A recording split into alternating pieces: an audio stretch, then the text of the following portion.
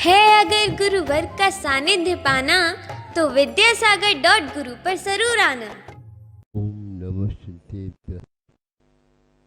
ओम नमः सिद्धेभ्यः। ओम नमः सिद्धेभ्यः। अहिंसा परमो धर्म की। आचार्य गुरुवर श्री कुंद कुंद भगवान की। आचार्य गुरुवर श्री ज्ञान सागर मुनि महाराज की। जय परम पूज्य संत शिरोमणि आचार्य भगवान विद्यासागर जी महामुनि राज जी की। समस्त आचार्य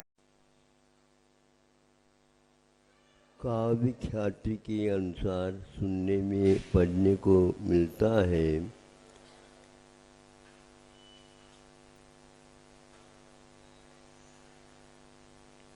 सिंगनी का दूध स्वर्ण पात्र में टिकता है।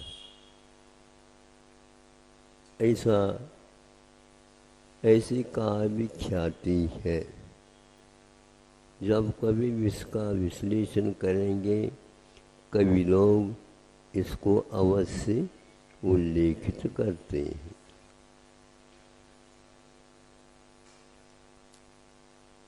ऐसा कौन सा क्षार पदार्थ है जो सिंगनी के दूध में वह चांदी का भी पात्र को छान करके नीचे चला जाता, तांबे को भी और कोई भी, केवल स्वर्ण पात्र मात्र शेष रहता है, उसमें वह टिक जाता है। ये तो हो गई एक काव्य ख्याति।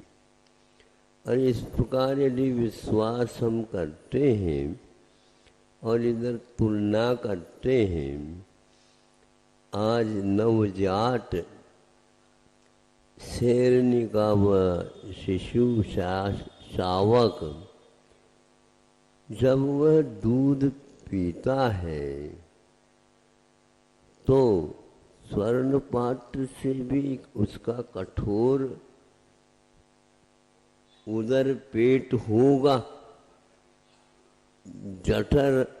जठर में जो अन्नाशय जिसको बोलते हैं, अन्न जहाँ पर पकता है, तो यह जानने के उपरांत उसको भी छानना चाहिए था,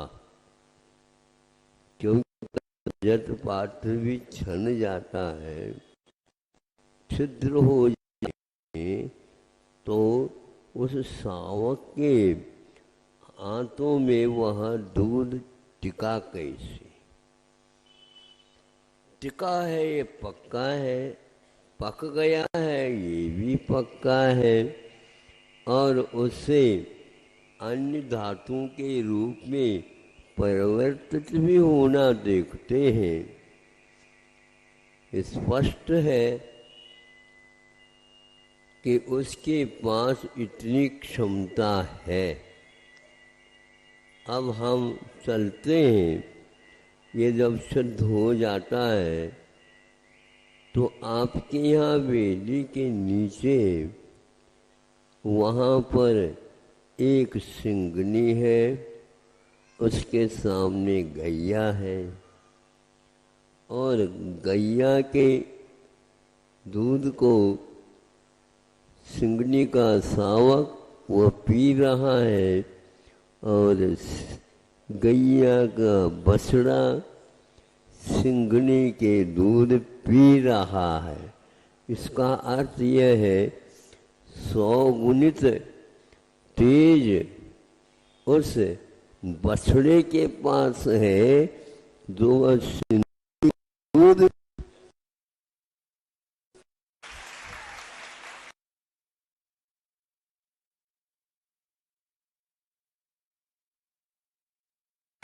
पी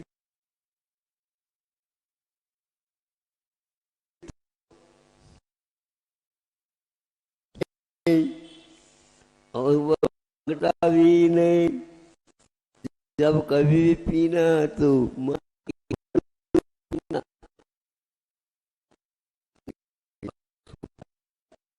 हे भगवान, या तो इसमें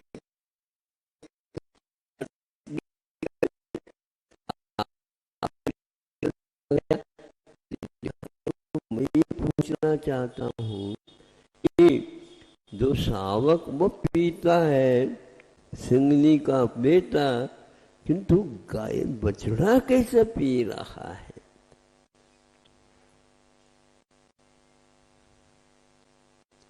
ध्यान रखो, गाय के पेट में ऐसा रसायन है जो घास फूस और अनेक प्रकार के पत्ते आदि भूसा आदि खा लेता है, और उसमें से कौन से ऐसे आपके पास भट्टी है जो दूध में परिवर्तित करते?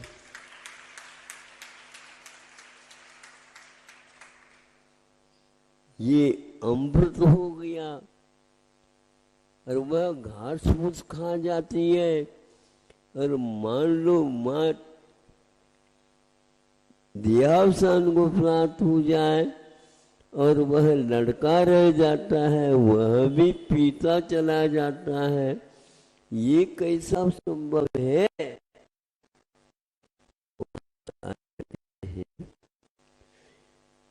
भिन्न भिन्न पात्रों के अनुसार भिन्न भिन्न यह पाचन होता रहता है। इसमें हम लोग अपने बुद्धि से सोचते रहते हैं, ऐसा कार्य नहीं होता, क्योंकि अपने अपने उपादान के अनुसार और क्षेत्रों के अनुसार भिन्न क्षेत्रों में भिन्न व्यक्तियों के निमित्त से भिन्न भिन्न परिणमन होते हुए देखते हैं। जहाँ पर 500 इंच की वर्षा होती है, कैसी है?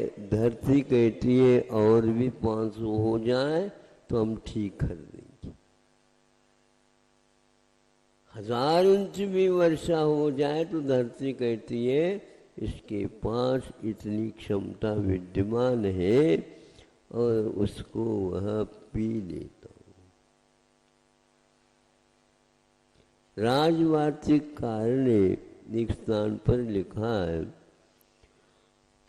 पृथ्वी को पहले क्यों कर रखा, फिर जल और अग्नि और वायु वनस्पति को एक प्रकार से एक धातु नहीं मानते, तो इस प्रकार क्रम क्यों रखा? यदि धारण करने की क्षमता है तो एकमात्र धरती के पास ही रहती है और किसी तत्व के पास नहीं। अरे थोड़े से पानी गिर जाए, गीली हो जाए, नहीं इसके पास कहाँ क्षमता, तुम देखते रही हो। उस बीज को कोई भी अंकुरित नहीं कर सकता,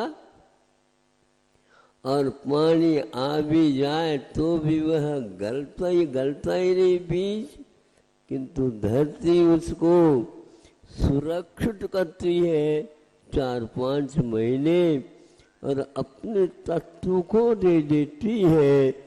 और आप लोग जिस पर बैठे हो वो आनंद का अनुभव कर रहे हो। हाँ, आटा आपको उसी बीज से उत्पन्न होता है।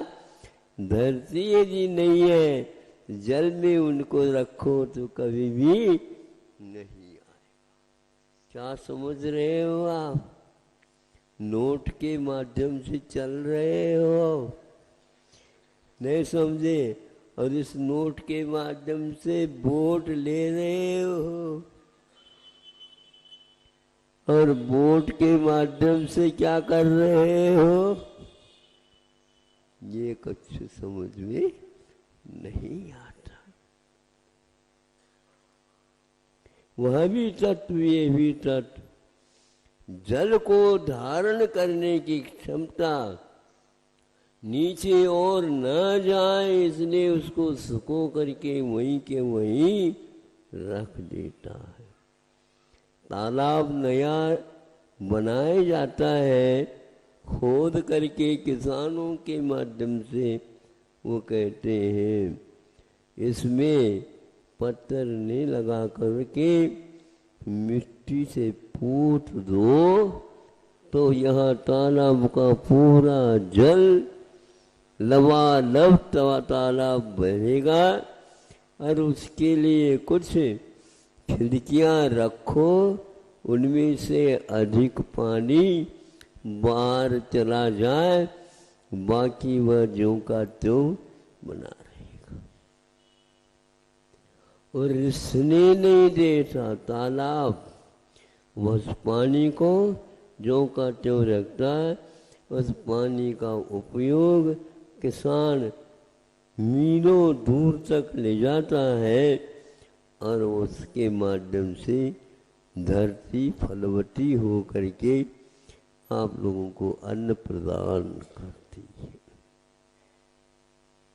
यह 3-4 धातुएं एक प्रकार से ऐसे हैं जो ये परिवर्तन में कारण होते चले जाते हैं।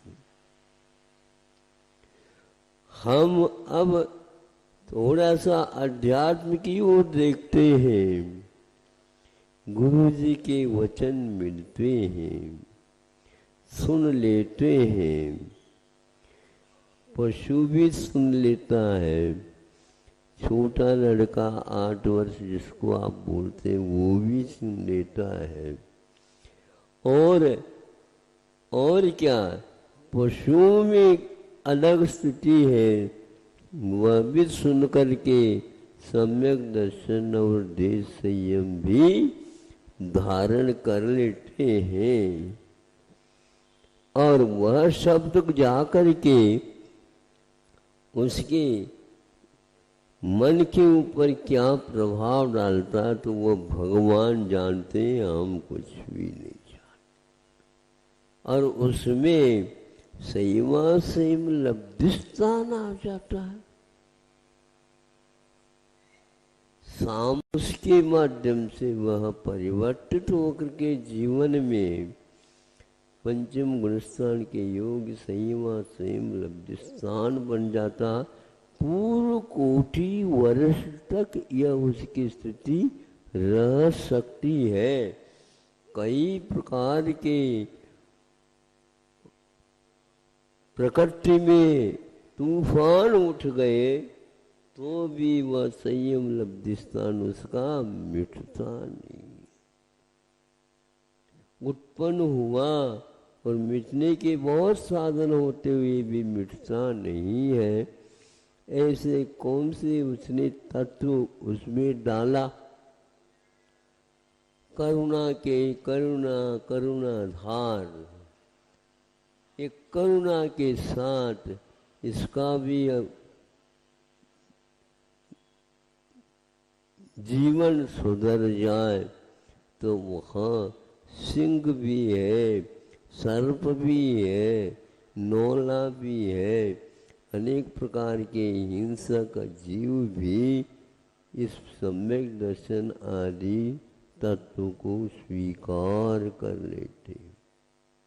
इसलिए कभी भी आश्चर्य फिर ज्ञानी को नहीं होता कि क्या ये है, सिद्धांत क्या है, परिणाम क्या है।